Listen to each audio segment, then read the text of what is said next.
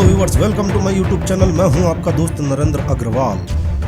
दोस्तों, आज के आधुनिक भागदौड़ भरे दौर में जीवन शैली का असंतुलन होने से और संचार के तेज गति वाले साधनों के बावजूद भी लोग अपनों से दूर होते जा रहे हैं। इसका सबसे बड़ा कारण है क्रोध, भय, ईर्ष्या व जलन, साथ ही सहनशीलता की कमी और कम समय में बहुत ज़्यादा पाने की लालसा हमें खासकर युवाओं में ईर्ष्या व जलन की भावना को प्रबल कर रही है।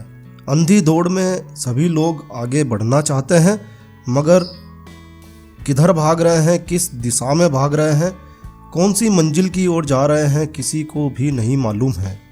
कई बार ऐसा देखा गया है कि हम लोग अपनी जलन व ईर्ष्या को अपनी झूठी मुस्कान में छिपाने का असफल प्रयास करते हैं, जबकि हमारा दिल जल रहा होता है।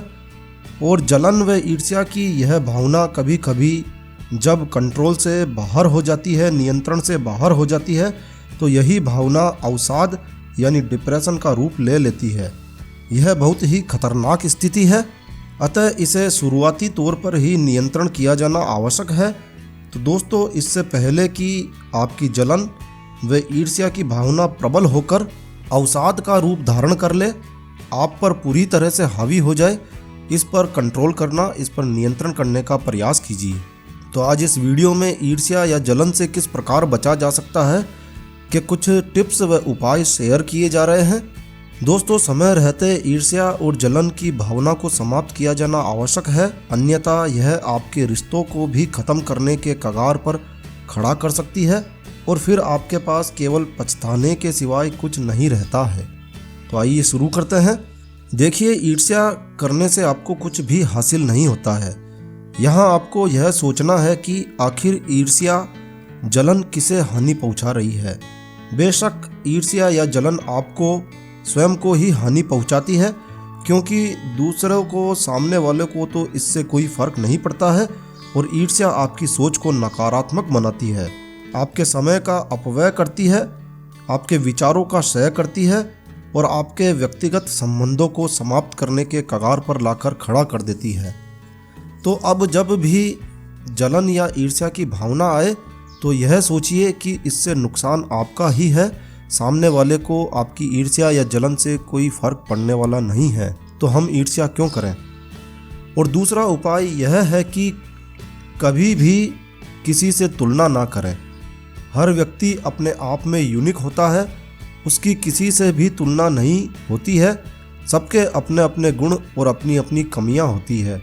मछली कभी उड़ नहीं सकती है तो कबूतर कभी पानी के भीतर तैर नहीं सकता है।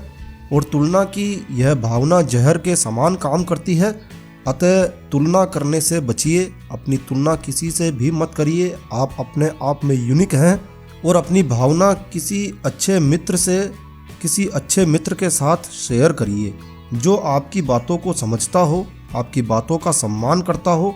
इससे आपका मन हल्का रहेगा, मन का भारीपन कम होगा, तो ईर्ष्या की भावना जन्म ही नहीं लेगी। और दोस्तों, दूसरों की चीज़ों को देखकर ज़्यादा सोचिए नहीं कि उसके पास तो सोने का हार है, उसके पास तो कार है, उसके पास कंप्यूटर, लैपटॉप, मोबाइल है। बार बार इन बातों को सोचना ही आपको ईर्ष्यालु बनाता है। खुद पर विश्वास रखिए, ईर्ष्या नहीं स्पर्धा करिए। और दोस्तों, ईर्ष्या की भावना तब पैदा होती है जब हम स्वयं को कमज़ोर आंक लेते हैं, स्वयं को कमज़ोर मान लेते हैं।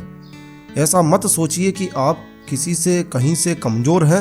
हर व्यक्ति में अपने गुण व कमियां होती है। हर परिस्थिति में धैर्य रखने की आवश्यकता है, ना कि ईर्ष्या के पालन करने की या ईर्ष्या या जलन करने की। अपने दृष्टिकोण को बदलिए। ईर्ष्या से छुटकारा पाने के लिए अपना सोचने का दृष्टिकोण बदलिए।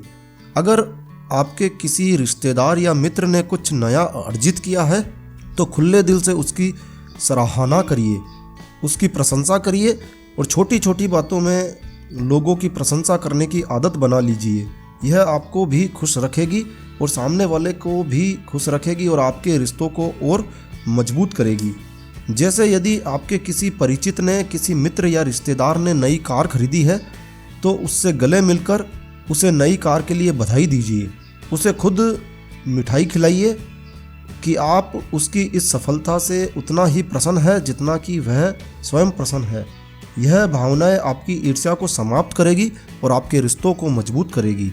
और दोस्तों, किसी भी सफलता को अपने लक्ष्य के रूप में भी लिया जा सकता है। सकारात्मक रूप से इसे स्वीकार करिए और इसे प्राप्त करने का प्रयास करिए। तो दोस्तों, इन उपायों को अपनाकर आप अपनी ईर्ष्या की भावना को जड़ से समाप्त कर सकते हैं।